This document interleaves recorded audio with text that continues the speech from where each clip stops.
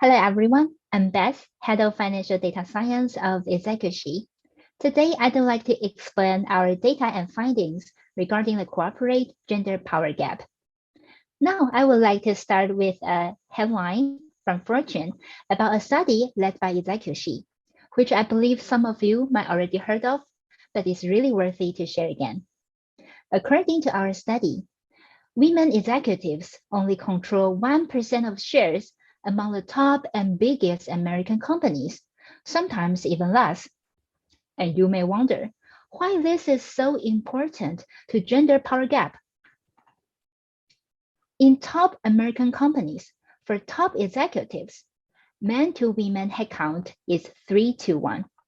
And of course, we know headcount is not equivalent to power. They show a very distinct difference between management and decision-making. So if we add one condition here, only focusing on those top executives who hold shares with voting power in the companies, men to women headcount ratio becomes 4-1. And although we have 20% women among all the executive shareholders, considering the real voting power they hold, men executives actually hold 99 times more power than women. This is the overall gender gap that US women executives are now experiencing. 3-1 men to women ratio for management headcount, while 99-1 for decision-making power. Men executives in the SP 500 own about 700 billion in share value, and women own 7. And you can see from here how small the women icons are. Our designer tried to enlarge this, but it's still really, really small. So here comes the question. How do we measure executives' power by gender? For US companies, share transactions can be monitored through a US government platform named SEC. And from there, we are able to know executives' voting power in a company because these shares give them the right to vote on corporate decision-making.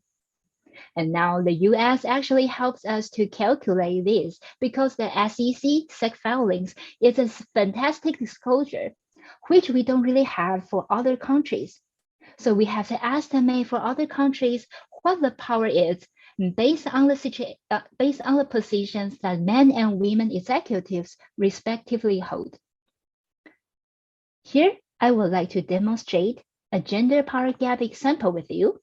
In this example, we're just going to look at 6 positions. The actual data set is more than 70 positions for more than 700 companies, and we are going to look at the 3 industries just to see the stereotypical changes in these industries. We can actually see that in the technology, hardware, and equipment industry, the Chief Technology Officer in green is 11% of the power among all these 6 executives.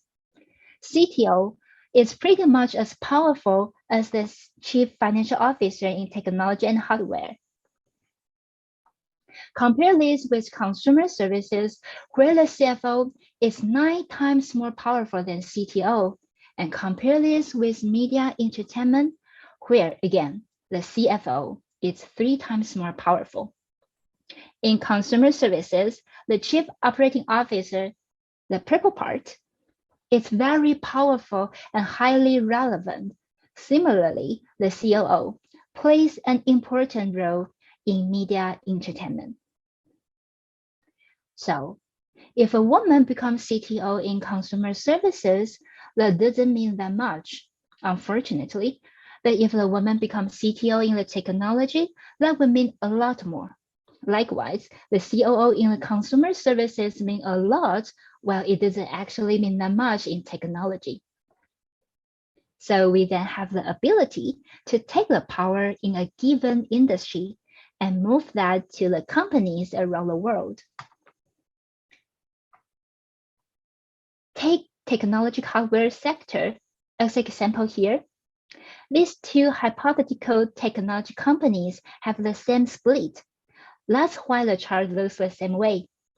Our technology company on the very right, the actual CFO, for instance, is a woman, and all the other executives are men. We have a 7-to-1 men to women power ratio. But if out of these 6 executives, the only woman is Chief Human Resources Officer, we'd have a 24-to-1 power ratio gap.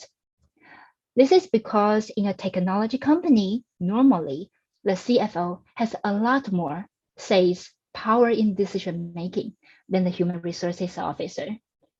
We use this estimation approach because no other country other than United States gives us the actual shareholdings for all the firms. In other words, the gender power gap in other countries is estimated on the power which executive roles hold in the firm's respective sector for US equivalents. And this is our gender power gap study we would like to share with you and invite all of you to join us on the topic. Thank you very much for listening.